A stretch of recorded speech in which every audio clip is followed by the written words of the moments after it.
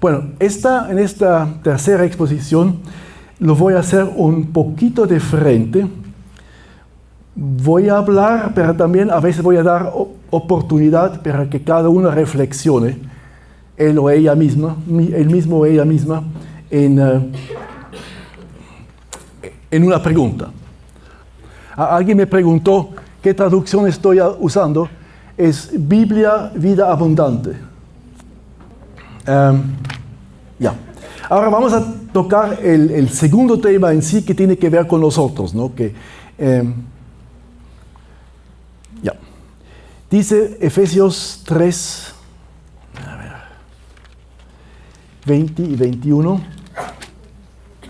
Y ahora que toda la gloria sea para Dios, quien puede lograr mucho más de lo que pudiéramos pedir o incluso imaginar mediante su gran poder que actúa en nosotros. Gloria a Él en la Iglesia y en Cristo Jesús por todas las generaciones desde hoy y para siempre. Amén. Es casi como si con este verso en Efesios 3, Pablo quisiera terminar la parte sobre Dios. Toda la gloria sea para Dios, que puede lograr mucho más, hasta más de imaginarnos. Gloria a Él en la Iglesia y en Cristo Jesús por todas las generaciones desde hoy y para siempre. Entonces, es casi como un resumen de todo. Y ahora viene otro tema. Entonces, es este cruce, ¿no? He leído en los últimos versos del capítulo 3 lo que Dios hace, y ahora entramos a Efesios 4 a 6.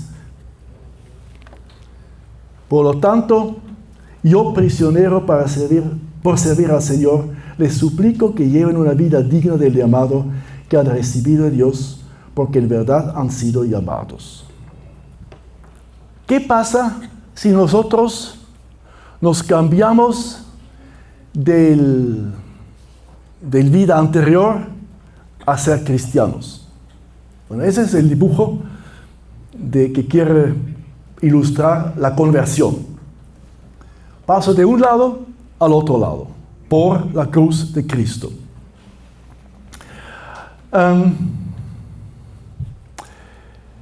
Si hablamos sobre la conversión, quiero quedarme algunos minutos sobre esto.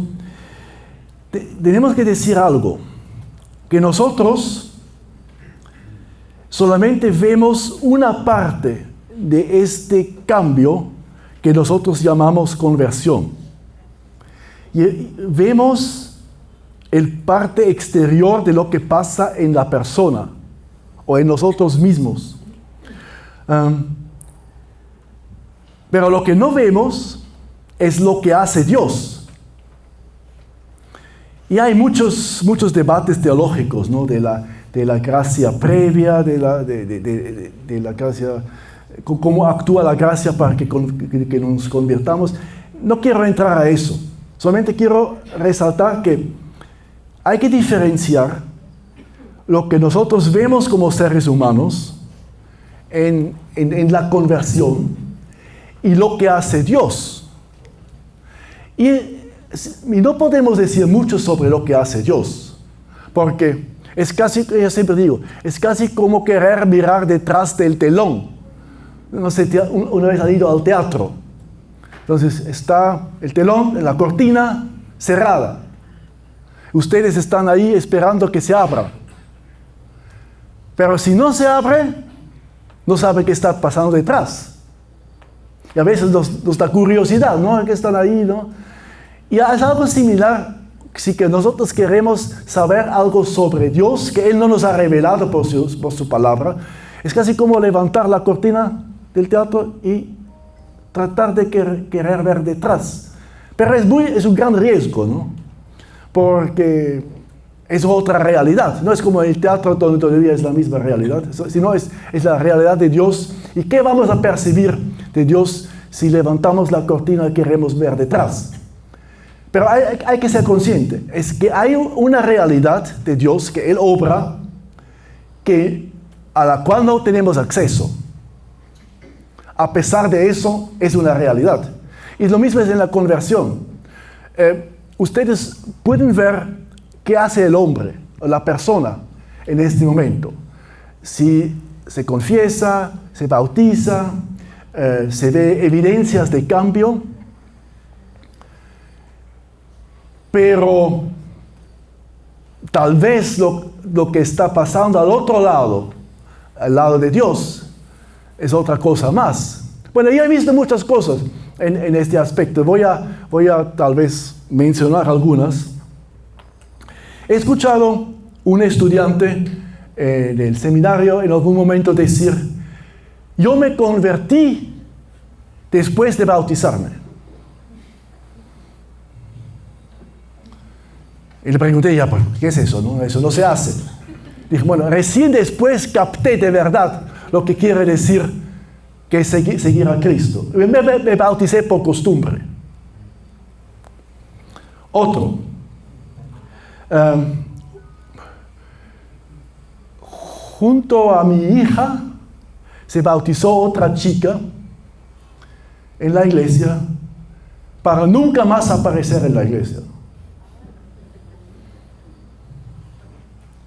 Y tercer ejemplo, conozco a un amigo que se fue a la sierra y ya que el lugar donde iba no había pastor, entonces le dijeron, ya que estás acá, quieres que bautices a las personas, ¿no? Entonces dijo, ya está bien, voy a hacerlo, mándame los candidatos uno tras otro, tengo que hacerles una entrevista, ¿no? Y lo hacía, entrevistaba todo y decía al consistorio, pero mira, este hermano no pueden bautizar, todavía no ha captado lo que es la verdad, ¿no? El domingo estuvo en el lago, en el agua, para que los que iban a bautizarse entren uno tras otro. Y entraba también esta persona de la cual él había dicho que no se bautizara. Bueno, lo bautizó. Después preguntó al consistorio, ¿y por qué me lo han mandado? Ya les dije que no puede bautizarse. Es que ha llorado tanto. Que teníamos misericordia que él, por sus lágrimas, que se bautice también, ¿no?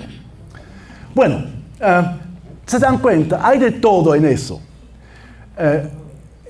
En cuanto a lo que pasa en bautismo y todo. Pero lo que Dios hace es otra cosa. A veces digo, bueno, para algunos convertirse es como un salto. Salta de una parte al otro lado. Y se ven muchas cosas, se ven muchos cambios y es muy evidente. A veces hay personas que su conversión es más lenta, ¿no? Han captado algo, han tomado decisión, tal vez después se alejan otra vez un poco de la iglesia, otra vez ingresan, avanzan un poco más, pero al fin y al cabo también están al otro lado. Ahora, no me pregunten qué es el parecer de Dios. Bueno, les voy a exagerar un poco, ¿no? Si la persona muere al cruzar, si está salva o no está salva, ¿no? Eso no les voy a contestar, porque ese es asunto, el problema de Dios no es mi problema. Porque es su realidad de Él, y Él sabe cómo es su relación con la persona o la relación de la persona con Él. Pero lo que sí es cierto, que al fin y al cabo vamos a estar al otro lado. Eso sí, al fin y al cabo, sea tardando más, tardando menos, por saltos o por caminar poco a poco, vamos a cruzar el puente y aceptar a Cristo como nuestro Salvador.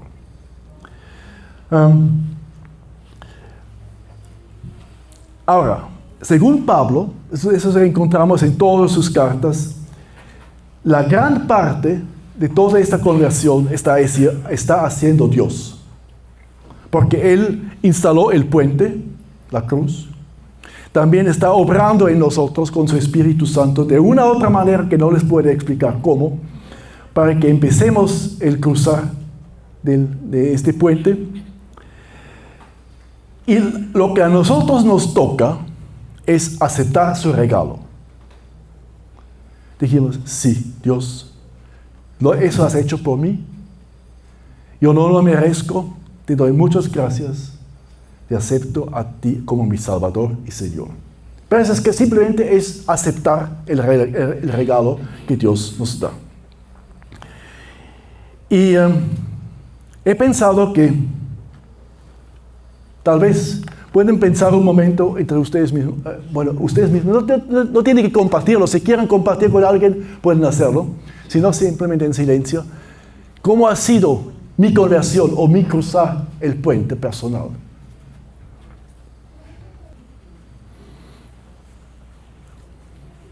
También pueden dar gracias a Dios en silencio, en oración, por lo que ha hecho, por su forma de cruzar el puente.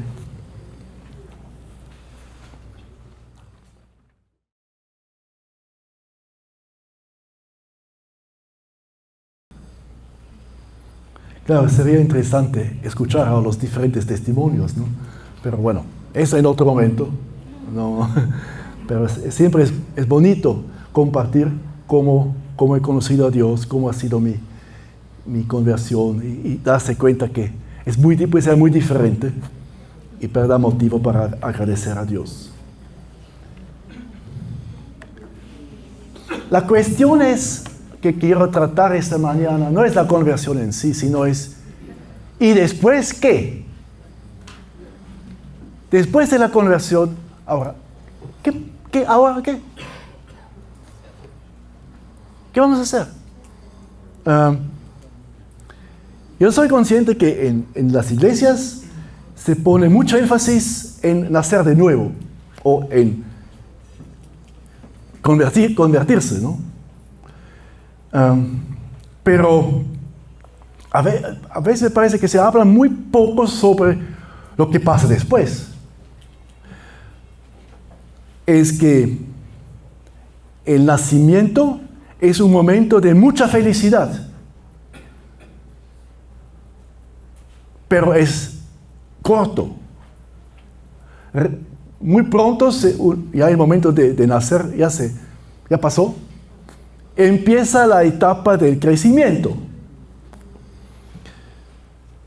Y este crecimiento también, si tomamos el ejemplo de los niños, puede ser laborioso, mucho trabajo para los padres, a veces complicado, difícil, hay preocupaciones, hay decisiones que tomar, hay que guiar al niño. Entonces, ya desaparecen las emociones por nacer. Algunos después quieren tener otro hijo, ¿no? Para revivirlo otra vez. Porque eso de lo que viene después, ya no es tan emocionante. Y bueno, pasa eso, ¿no? Y después, para colmo de todo, viene la adolescencia.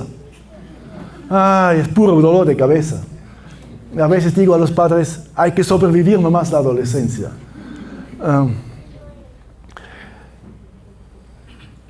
Tengo un amigo en Perú con el cual me comunico bastante y tiene dos hijas, pero la hija mayor tiene ahora como 8 o 9 años, ¿no? Y en un momento me dijo, o me escribió, ya tengo problemas, ¿no? Porque esta hija antes era tan mansa y bonita, humilde, pero ahora me empieza a hacer preguntas. ¿Qué voy a hacer, no? Me tienes que dar un consejo, porque si no pierdo la paciencia de nuevo. Ya no me cree todo, ¿no? Antes yo era papito por ahí, papito por allá, todo era papito, ¿no? Pero ahora ya no es así, ¿no? Ahora me hace preguntas y no está de acuerdo, ¿no? Ya. Y así es, ¿no? Entonces, igual es con la fe, ¿no? Nosotros, es bien bonito que alguien se convierta al Señor. La pregunta es, ¿y después? ¿Qué viene después?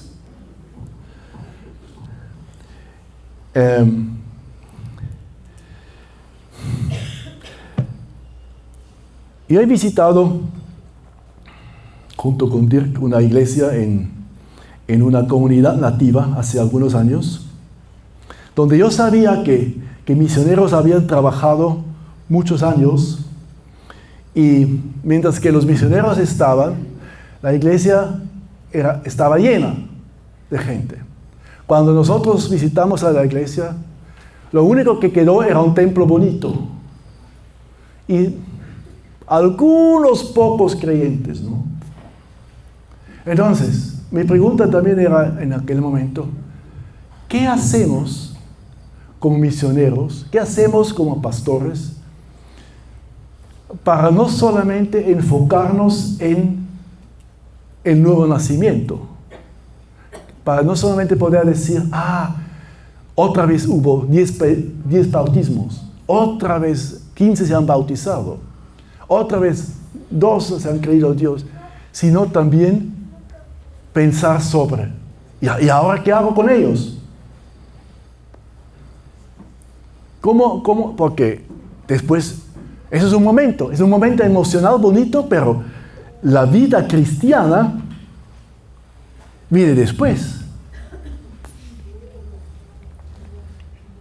Es adolescencia. Y ya. Y ahora dice Efesios 4:13. Ese proceso continuará hasta que todos alcancemos tal unidad en nuestra fe y conocimiento del Hijo de Dios, que seamos maduros en el Señor, es decir, hasta que lleguemos a la plena y completa medida de Cristo. Ahora, este verso habla de madurez. Miren, ningún padre, ninguna madre van a exigir de su bebé de medio año que camine. No, eso nunca he visto, ¿no? ¿Por qué? Porque no es su edad. Pero cualquier padre, cualquier madre espera que este niño, niña crezca y llegue a ser maduro. Y aprenda a caminar, aprenda a hablar, aprenda a comer solo, y muchas cosas más que ustedes pueden imaginarse, ¿no? Y que llegue a la madurez de ser adulto. Igual es con la vida cristiana. Empezamos mayormente también como niños en la fe, o niñas en la fe, y tenemos que crecer. Y la Biblia pone bastante énfasis sobre el crecimiento. Solamente les voy a leer algunos versos. El primero en Juan 1:80. A ver. No, es 1:80. 1:80.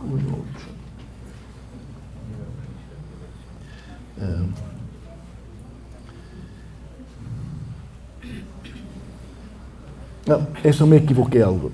Lucas. Después, voy a leer el verso sobre Lucas 2. Algo que quedó mal escrito.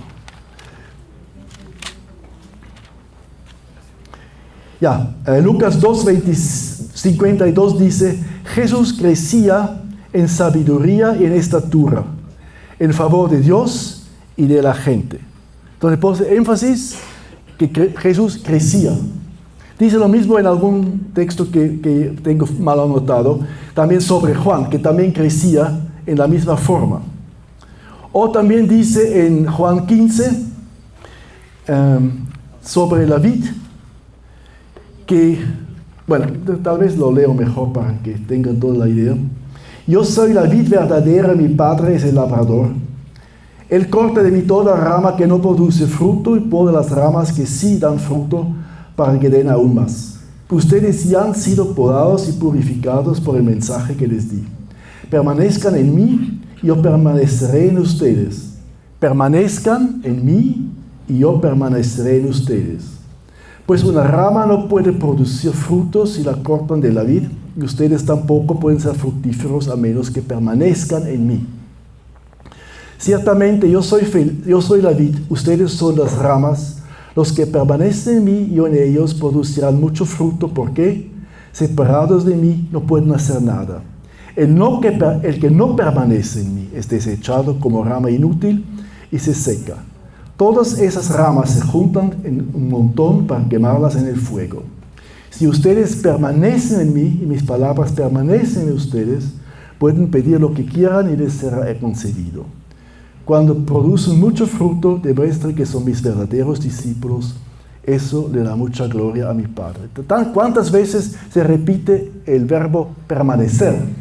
Entonces tenemos que crecer y permanecer y cada vez más permanecer en Cristo. Y lo mismo dice ahora Efesios, del verso que hemos leído y también en el capítulo 4, 14 y 15. Entonces ya no seremos inmaduros como los niños.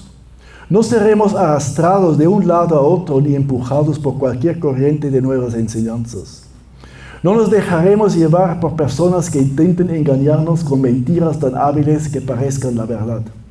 En cambio, hablaremos la verdad con amor y así creceremos en todo sentido hasta parecernos más y más a Cristo, quien es la cabeza de su cuerpo, que es la iglesia. Entonces, ahí nos dan pautas, ¿no? Ahí dice, sean maduros y parecer cada vez más a Cristo. Esto es el propósito de vivir. El propósito de ser creyente no es convertirse, ni bautizarse. Es el inicio. Después viene todo el proceso de madurar y de ser cada vez más parecido a Jesucristo. Eso es un proceso por toda la vida. Algunas veces, en algunas iglesias, exigen que el nuevo creyente ya sea como Cristo. A mí me parece que no saben mucho del crecimiento, ¿no? Es que hay un tiempo, y como en lo biológico, también en lo espiritual, hay un tiempo donde se crece poco a poco, y ese es el trabajo en las iglesias. El trabajo no termina con tener más miembros, sino el trabajo es ayudar a los creyentes mutuamente, no solamente el pastor, de crecer más y más, para al final parecer más y más a Cristo. Bueno, el texto no dice que tenemos que ser perfectos. Ese sería otro tema, hablar sobre la perfección, porque el término perfección en el griego tiene un poco otra connotación que en nuestro idioma. Tampoco no habla de ausencia de pecado. Quiere decir, yo al final de mi vida voy a ser sin pecado, ya no voy a pecar. No es el énfasis de la Biblia, tanto de evitar pecados. El énfasis de la Biblia es centrarse cada vez más a Cristo y que Él cada vez más sea el chofer en el timón de mi auto. Ahora también habla del texto de la unidad. Sobre la unidad voy a hablar en mi última exposición. Entonces quiere decir, después de nacer de nuevo, empezamos después de un tiempo a caminar. El bebé tampoco se queda en su cuna. En algún momento se levanta, se pone de pie y empieza a caminar. Igual nosotros los cristianos.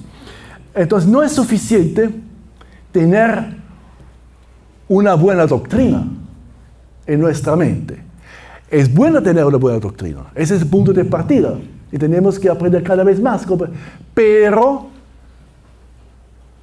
también tenemos que caminar con esta doctrina. Te quiero decir, esa doctrina se tiene que evidenciar en nuestra vida. Y cada vez más. Bueno, ya tengo 70 años. Y todavía estoy aprendiendo cómo caminar mejor con el Señor. Y seguramente lo voy a seguir haciendo hasta que yo pase al otro lado de la existencia. Entonces, la idea no es llegar a una perfección culminante y después mantenerse, no sé, limpios, entre comillas, sino la idea es querer saber cada vez más del Señor, cómo vivir, qué tengo que cambiar, qué puedo mejorar, que me hable, que me guíe a través de su voz, de su palabra o a través también de otros hermanos. Pero es un proceso. La pregunta que les voy a hacer: ¿soy niño todavía? ¿Quiero crecer y asumir la responsabilidad para mi vida espiritual? ¿Soy adolescente? ¿Quiero ser madura en la fe? ¿Soy madura en la fe? Deseo permitir que Dios obre cada vez más en mi vida. Tomemos unos 1 o 2 minutos para pensar. Bueno, no quiero decir que si ustedes dicen que soy niño, que eso es malo. Eso está bien. Hay un tiempo de ser niño. Si ustedes dicen, no, todavía soy un poco adolescente, está bien. También tiene su etapa. Entonces, pero más bien para evaluarse dónde me encuentro más. Es más para una reflexión propia, no es para compartir con su vecino. Tomemos 1 o 2 minutos.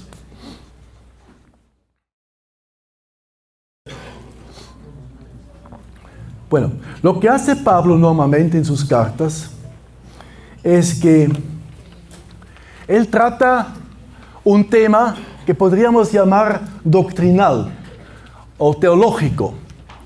Y después en la segunda parte, mayormente trata una aplicación a nuestra vida. ¿Por qué digo eso? Entonces, si ustedes leen la carta a los Efesios, también puede ser en Gálatas o Romanos o Corintios, no tienen que pensar que es lo único que vale. Simplemente una ilustración que en este caso, escribiendo a tal iglesia, se le vino a la mente a Pablo y lo menciona. Entonces, si ahora lo hago en base de Efesios, no quiero decir con eso que todo el resto se pueden olvidar de la Biblia. Simplemente es una ilustración para aclarar algo, y lo ha hecho otras cosas en Romanos, ha aclarado otras cosas en Gálatas, ha aclarado otras cosas en Colosenses, pero vamos a hacerlo ahora en base de Efesios. Y he tratado de agrupar los consejos o los pensamientos de Pablo bajo 3 aspectos. El primero es lo que somos. El segundo va a ser lo que sale de nuestra boca. Y el tercero va a ser lo que hacemos.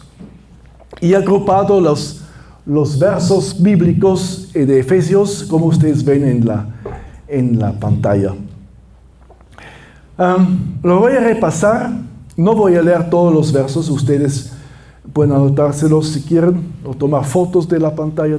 También es posible, ¿no? Va a estar en el video. Ok, también van a poder chequear después. Entonces, son 3 puntos que mayormente Pablo menciona cómo debemos ser. Ser sabio o recibir sabiduría a través de recibir el espíritu de sabiduría. Entonces, es interesante que él pone énfasis en ser sabio, ¿no? Entonces, saber discernir nuestra realidad, la realidad que nos rodea, pero ser sabio. Otro punto es ser fuerte en amor de Cristo y averiguar para saber qué es que puede agradar a Dios. Son 3 puntos que muchas veces no mencionamos tanto en nuestra enseñanza, ¿no? Bueno, el amor de Cristo tal vez todavía a veces se menciona, pero ser sabio, saber qué es que puede agradar a Dios, es una pregunta tal vez para algunos un poco nuevo, ¿no? Que se puede también considerar esto en cuanto a lo que sabemos. Lo que no debemos ser, y ese hemos leído el texto, no debemos ser inmaduros, que son echados de un lado al otro por las olas, por la doctrina, las corrientes, las enseñanzas, o empujados por los vientos, por juegos tramposos, vivezas, artimaña, malicia, perfidia, engaño de otros.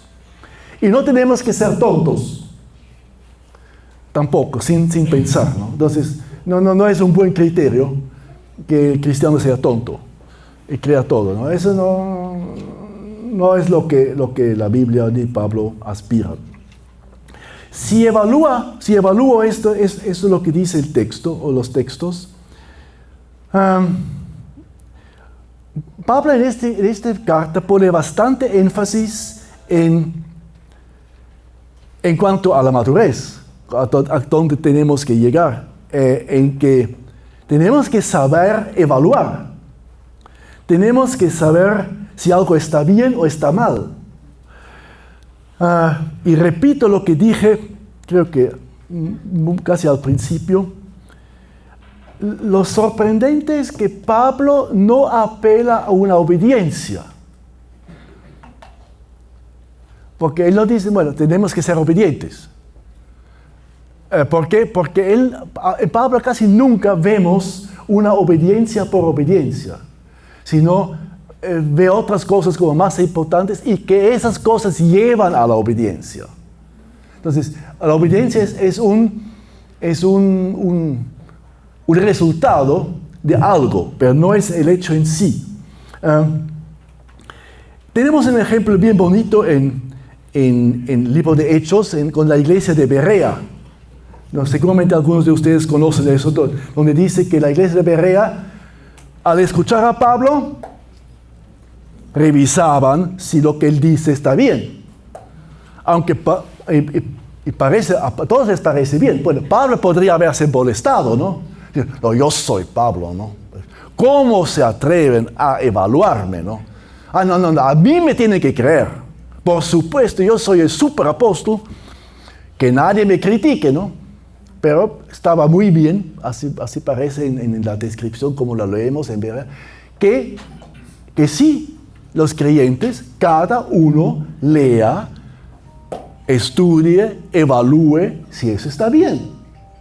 Entonces, igual diría yo en cuanto a las iglesias, ¿no?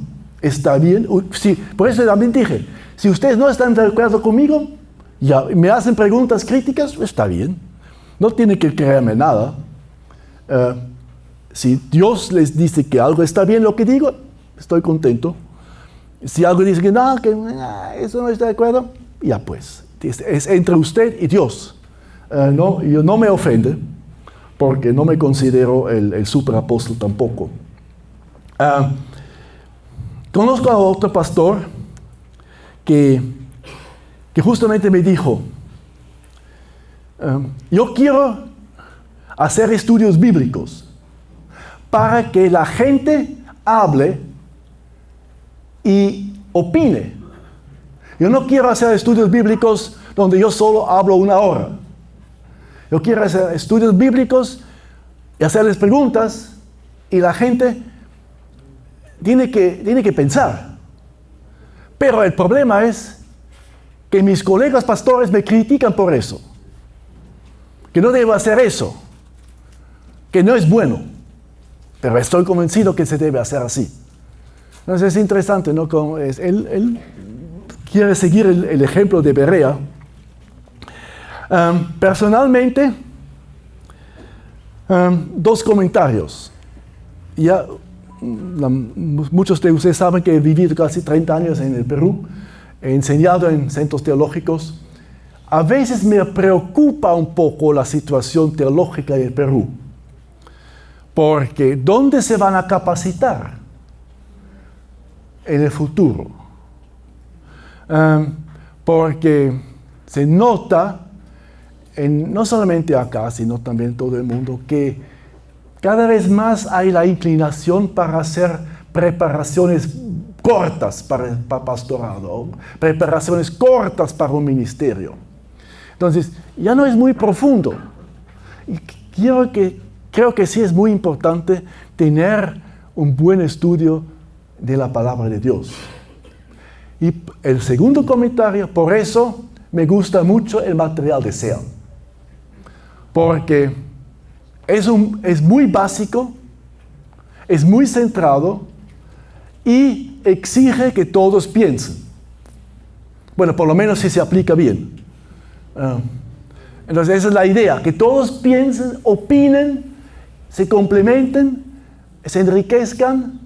Esa es la idea de material deseo, ¿no? Porque obviamente es también lo que Pablo espera de nosotros.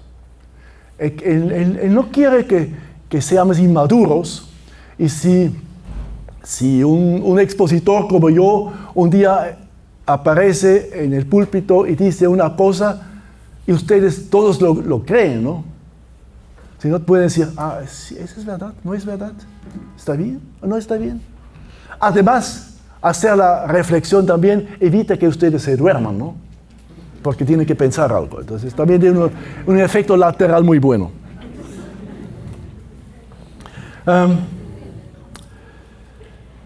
Y creo que también, bueno, últimamente en mi iglesia el pastor predicó sobre los 7 pecados mortales o capitales, ¿no? Que nunca había antes escuchado sermones sobre eso, ¿no?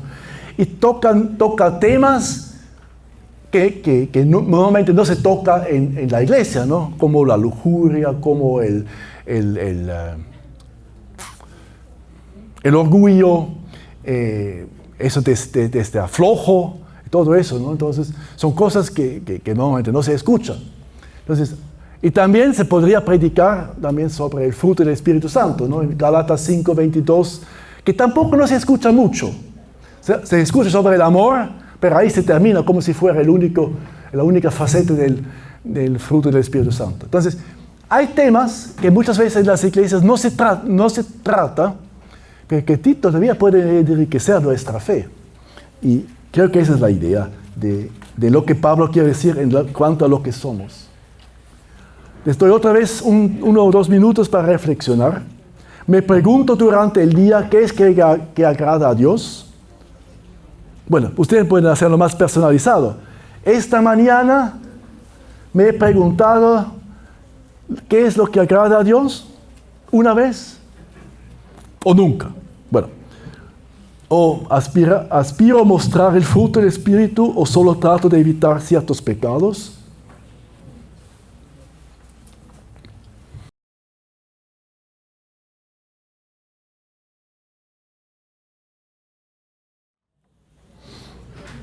El segundo tema es nosotros y lo que debe salir de la boca. Entonces me sorprendió al leer todo el texto de Efesios varias veces que Pablo ponga tanta énfasis en lo que sale de nuestra boca, ¿no? Porque normalmente no ponemos mucho énfasis sobre eso, ¿no? Tal vez no algunas groserías, pero el resto ya pues. Pero hay varios versos que Pablo cita en cuanto a nuestro hablar. Entonces, lo que debe salir de nuestra boca es alabanzas a Dios. Y creo que ahí también podemos incluir por fin al cabo también los himnos y alabanzas que a nosotros nos gusta también. Entonces es bueno cantar mucho mejor que otras cosas. Entonces sí, ahí también tiene su lugar las alabanzas no solamente en las iglesias, también en los hogares, en el carro y donde sea, alabando a Dios. Se debe decir lo que es útil y bueno y un estímulo para el que oye estas palabras. Ahí ya podríamos tener un primer break, ¿no? Para ver, ¿cómo lo hago? Lo que sale de mi boca, lo que salió de esta manera de mi boca, ¿ha sido útil? ¿Estimuló a un hermano o una hermana? Es algo muy sencillo, ¿no? Pero hay que practicarlo. Y muchas veces ni pensamos en eso, ¿no? A veces pensamos al final del día, ¿no? Que no lo hemos hecho, ¿no? Pero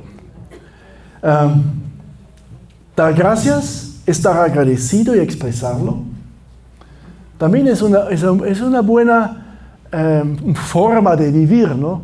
De ser consciente que puedo dar gracias a Dios. Por muchas cosas, porque si uno empieza a enfocarse por qué puede estar agradecido, uno viene a mente, ya estoy agradecido que puedo estar en este evento, que Dios me ha traído con bien acá, que me he encontrado con tal hermano, que me alegró mucho. Pues, si uno empieza a pensarlo de esa manera, estoy seguro que vienen muchas cosas en su mente. El problema solamente es que no lo hacemos, que ni empezamos, ¿no? Entonces, tampoco no se da inicio a la cadena. Y también dice explícitamente cantar salmos, alabanzas, himnos, cánticos. Eso es muy bueno, ¿no? Ahora, lo que no debe salir. Bueno, lo primero creo que todavía es lógico, ¿no? Son mentiras. Ya, deberíamos evitar las mentiras. Bueno, ya, ahí también podríamos evaluarnos a nosotros mismos, ¿no? ¿Digo la verdad? ¿O digo la media verdad? ¿O digo una mentira blanca? ¿O una mentira gris o qué? Pero bueno. Y no debe haber palabras malas o inútiles.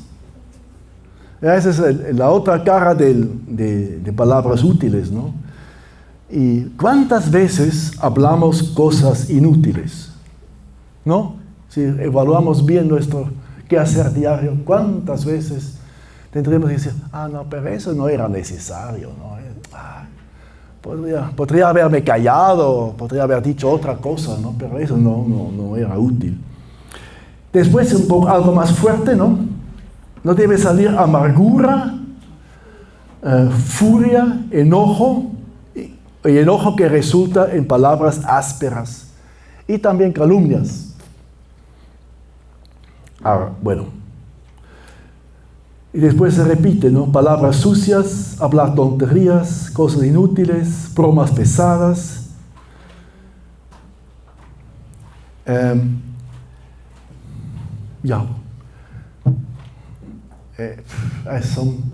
Bueno, si yo lo leo, ¿no? Entonces también tengo que evaluarme, ¿no? ¿Cuántas veces se dice cosas que no ayudan, ¿no? O ofenden, ¿no? O lo digo sin cuidado, ¿no? Entonces sin pensar. Bueno, también las calumnias. Bueno, ahí podemos volver a lo que dije como ejemplo de Facebook, ¿no? Si ustedes leen algo en Facebook, entonces tengan cuidado con seguir contándolo, porque puede ser simplemente algo de que no es correcto, o puede ser algo que es correcto, pero no ayuda a nada si ustedes siguen promoviéndolo, ¿no?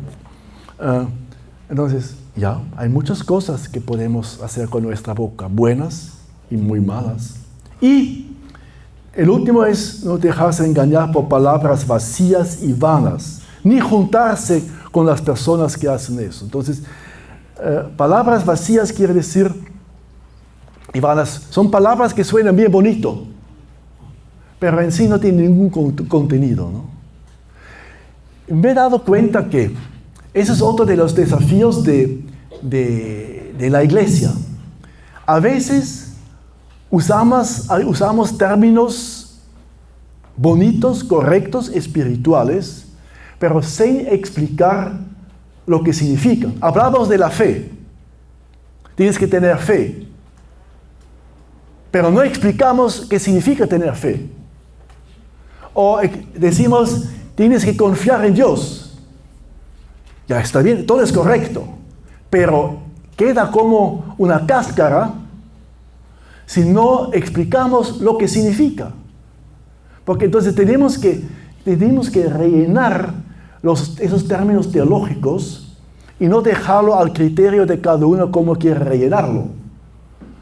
Entonces tenemos que explicar qué es fe, qué es amor de verdad, qué es paciencia, y qué no es.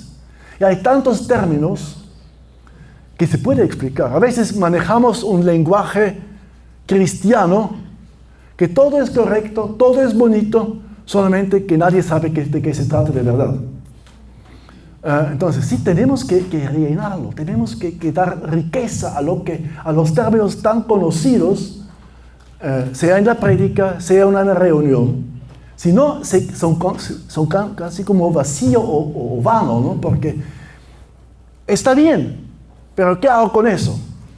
Y el gran problema es, porque ya he salido de sermones donde decía a mi esposa, sí, todo era correcto, todo era bien sustentado bíblicamente, pero ¿qué voy a hacer con eso en mi vida?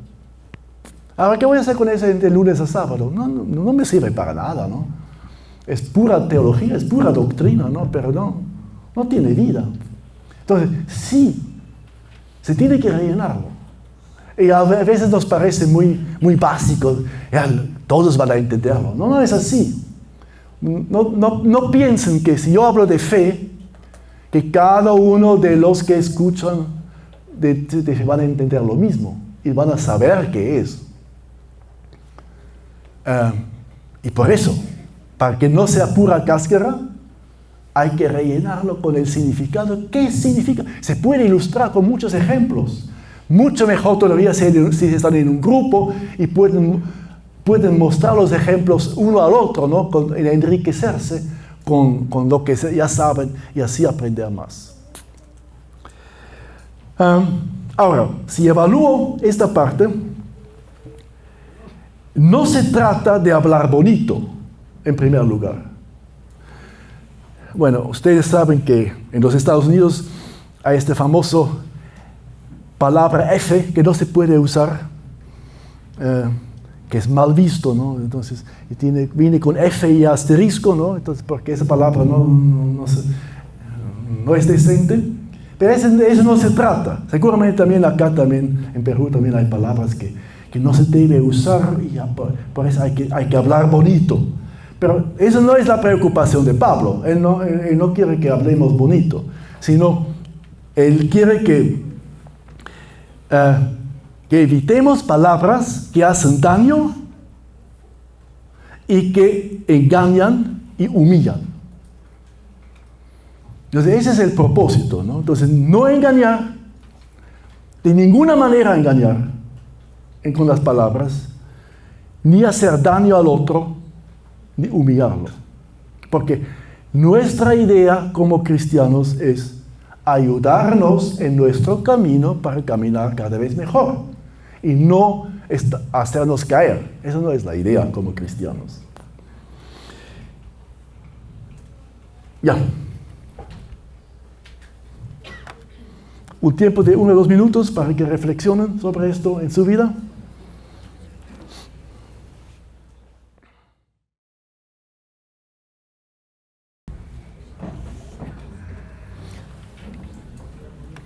Y el último tema, lo que hacemos, lo que debemos hacer primero.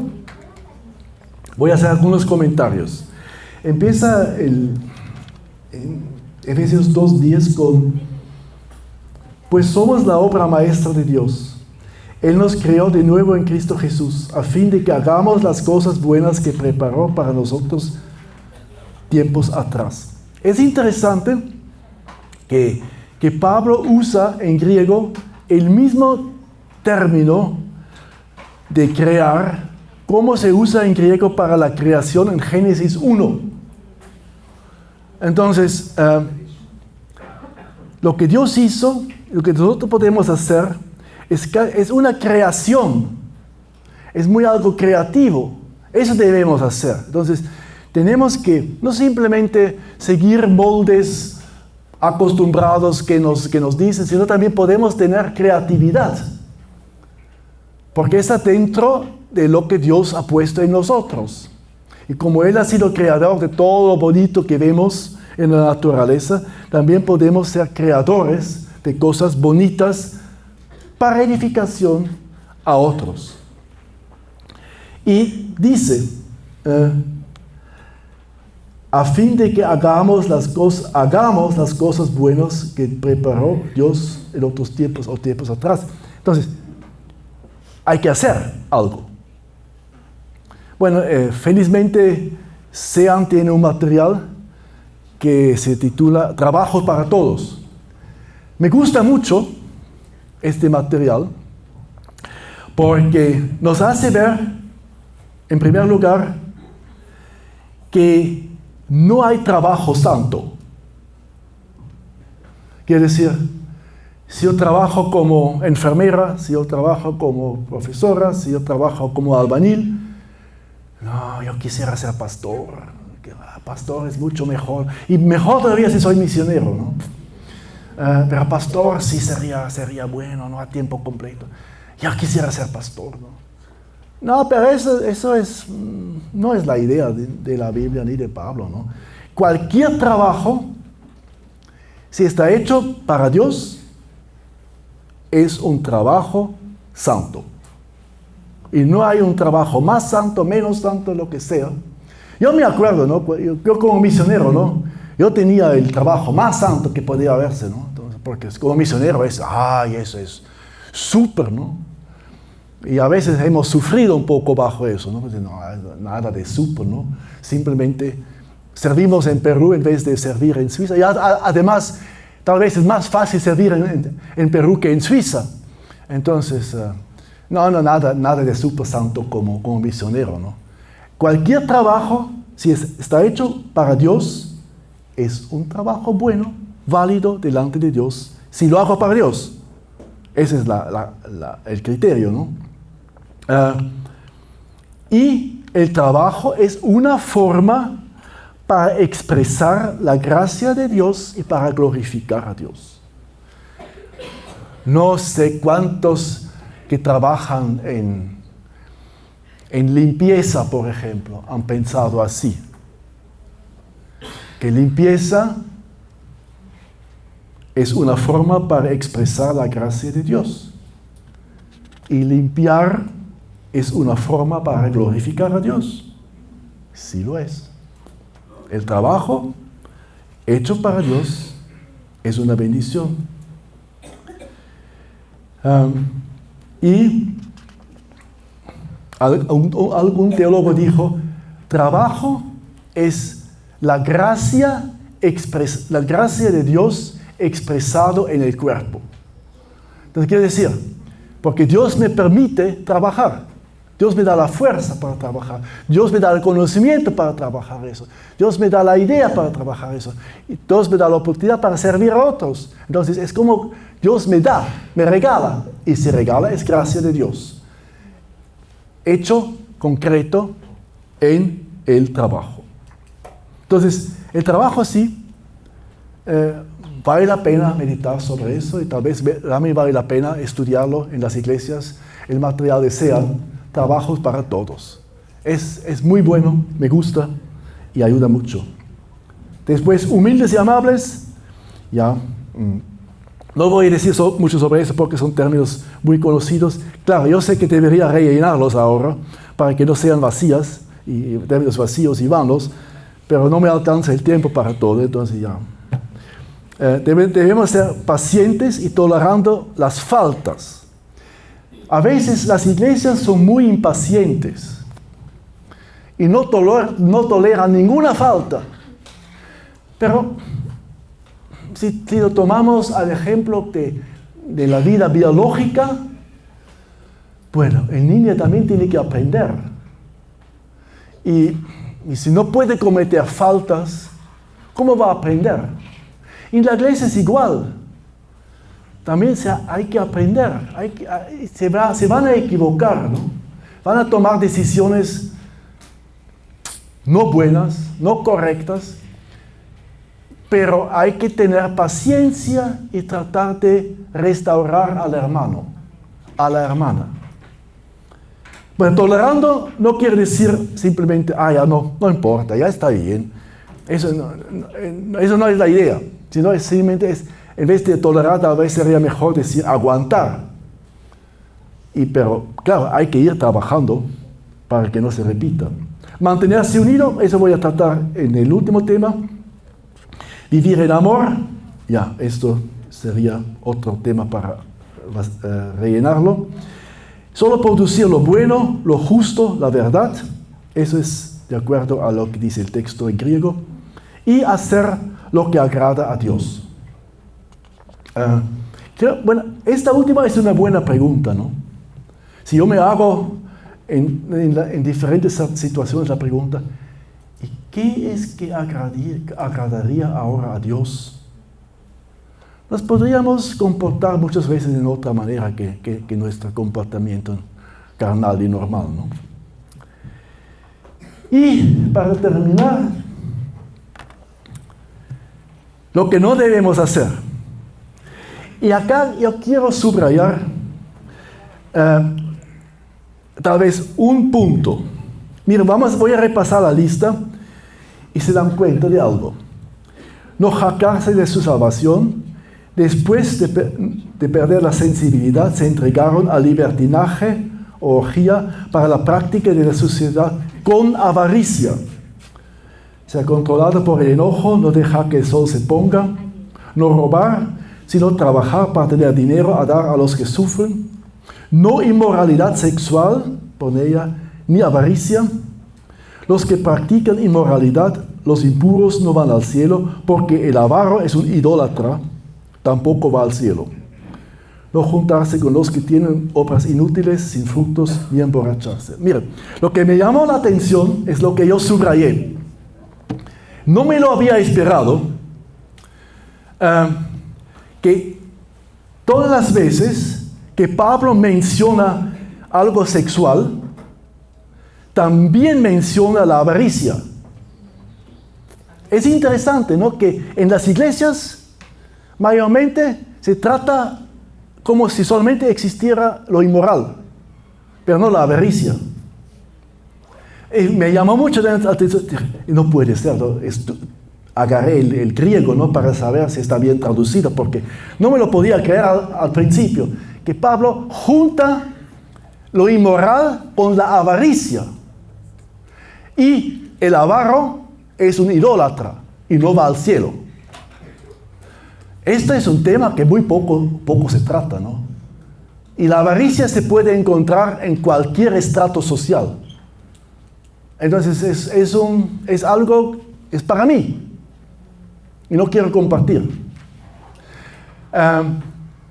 Me llamó mucho la atención, dije, eso sí tengo que compartir, ¿no? Que no solamente se trata de la inmoralidad sexual, sino también se trata, casi paralelo a la inmoralidad sexual, se trata de la avaricia. ¿Qué hago con lo que yo tengo? No sé por qué lo ha hecho así, pero es sorprendente que en las 3 citas Pablo menciona las 2 cosas juntas como algo malo. Entonces, no inmoralidad, pero tampoco avaricia. Lo que yo tengo es para compartir. No podemos retener las cosas para nosotros.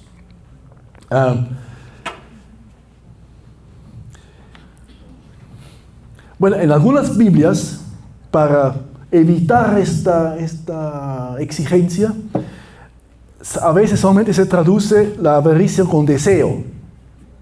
Y el deseo después, claro, automáticamente es más fácil de relacionarlo con lo sexual, ¿no? El deseo sexual, claro, eso es malo, ¿no? Pero Pablo no se refiere al deseo sexual. Pablo se refiere al deseo de dinero y de lo material que tengo. Entonces, las 2 cosas, tanto la inmoralidad sexual como también el amor al dinero, quieren tener algo para mí mismo, no quiero compartir. Lo interesante es que hoy en día de la avaricia casi se ha hecho una virtud. Es algo bueno, ¿no? Yo me lo merezco. Por eso me compro eso, porque yo me lo merezco, ¿no? Pero eso no es bíblico, ¿no? Esa es una idea, no, para nada bíblica, ¿no? Pero es que se ha hecho casi una virtud en el mundo.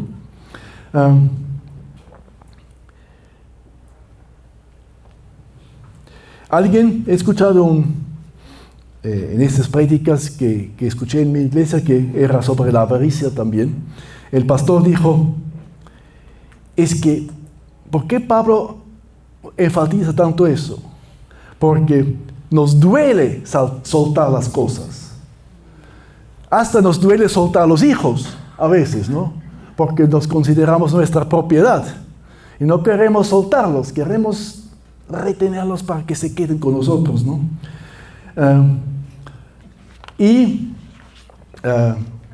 También dijo que hay que acostumbrarse a lo que se tiene, a dar a otros, a poder compartir.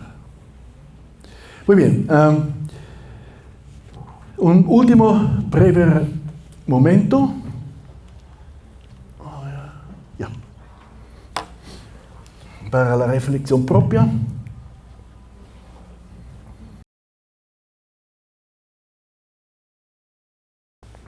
Muy bien, con eso termino esta mañana y voy a entregar el micrófono a mi colega.